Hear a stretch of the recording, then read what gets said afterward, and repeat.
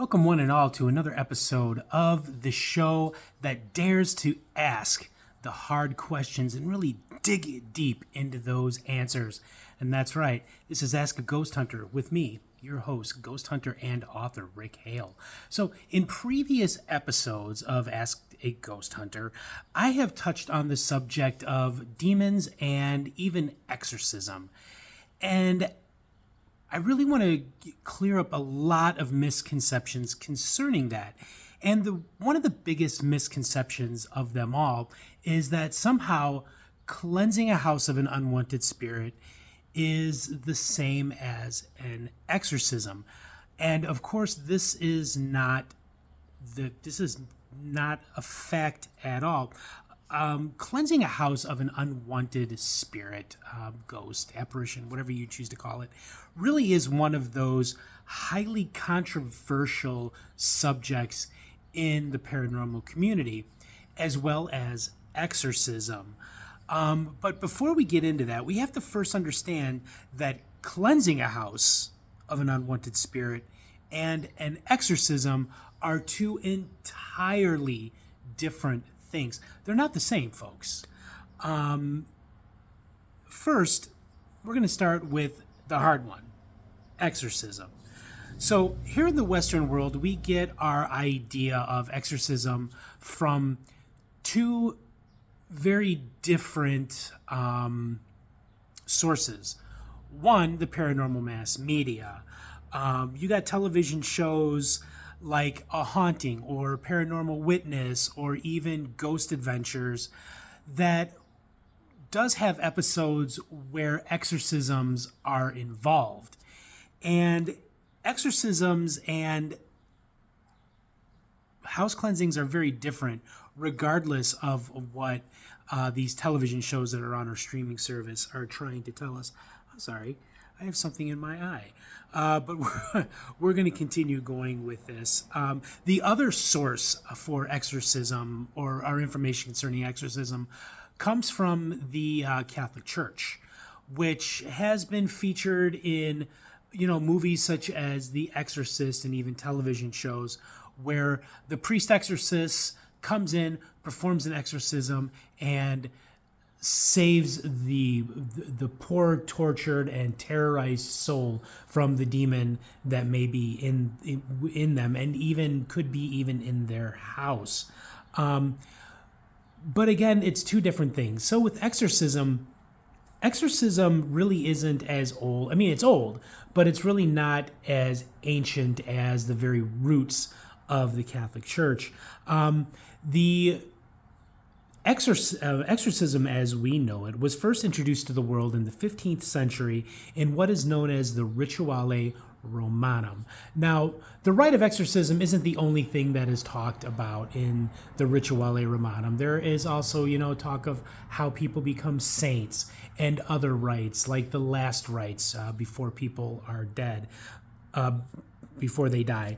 But exorcism really is one of the big ones. And basically what the Rituale Romanum did was it laid down the rules of engagement between the priest exorcist and the enemy of God, or which of course is Satan and his fallen angels. So they come in, they do their ritual, they rid people or places of their the diabolical influence that may be trying to destroy their life. But here's the thing about exorcism. Exorcism is not going to work on a human spirit. The rite of exorcism was designed to deal with the enemy of God, as we had already said, which of course is the Satan and his fallen angels. The misconception that we do, like I said, it does come from television. And it's a very bad misconception. Of course, the language in the Rituale Romanum or in exorcism is very explicit. And it is only to rid the person or the place of the enemy of God. Of course, there are going to be people in life, and not much changes for them in death either. They are very hostile towards God. very hostile towards religion. I know a lot of people who are like that, but that does not make them the enemy of God. Humans are, according to the Bible and according to the church, humans are created by the breath and in the very image of God. So even though they may be hostile and even though they may be non-believers, that does not make them the enemy of God. And the Rituale Romanum is very, very clear on this. It is to rid the enemy of God from a person or from a place. And it's not going to work on human spirits, regardless of what a lot of these television shows and books and even other paranormal investigators and researchers tell you. It is not going to work on human spirits. In fact, there have been a number of stories in the history of the paranormal where attempting the ritual of exorcism actually can make matters worse in a human haunting or as well as a poltergeist, an outbreak of poltergeist energy. It actually makes things worse, may even make the ghost more angry. So now we're moving on to house cleansing. So in my many years as an investigator of ghosts and hauntings, I have actually taken part in a handful of house cleansing over the years. And I got to be honest with you, I'm not really a huge fan of it. I don't like doing it. I don't think that it is nice to be kicking ghosts out of a home forcibly. And here's the reason why.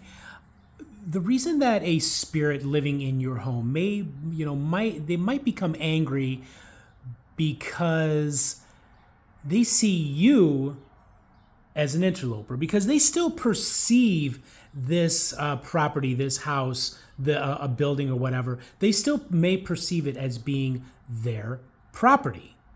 And they're going to do whatever they can, do whatever it takes to get you out of there, even doing things that may be frightening. But, before you go running for the sage and the sweetgrass and the kosher salt, allow me to offer an alternative rather than, cleansing a house. You could try and reason with your, shall we say, breathing impaired roommates. You can lay down some rules and say, hey, look, this is no longer your property. This is my property. This is my family's property. We own this now. You could reason with them. You could try and be assertive with them.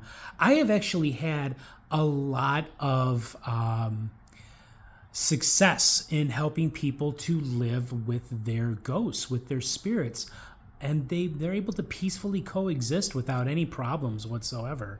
And and it does work. You just have to tell them, hey, look, this is my place now. You could still be here, you can still live here, but you need to understand this is my house.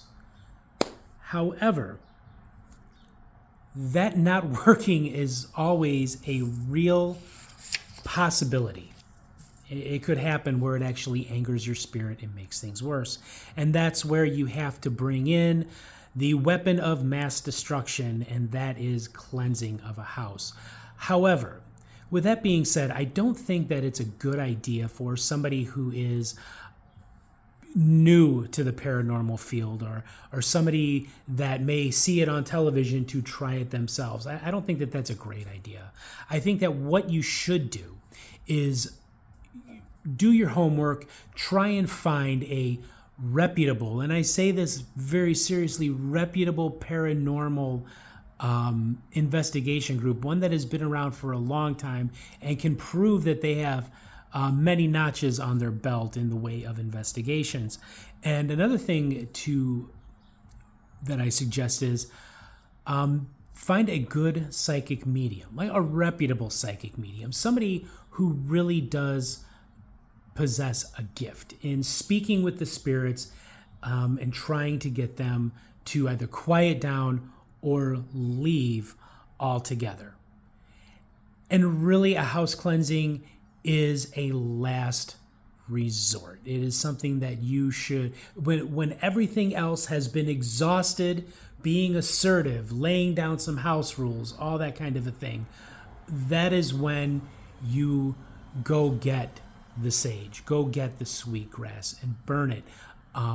You can sprinkle kosher salt on your windowsills and across your threshold of your front door and your back door, wherever you may need to do that to get rid of them and then keep them out. It really is kind of a last resort, and it's one that should not be taken lightly. Don't ever take this lightly. You should always be respectful as well as professional in your approach to this, because there is something that you need to keep in mind. Ghosts were once people too. I know that's kind of a weird thing to say, but they were.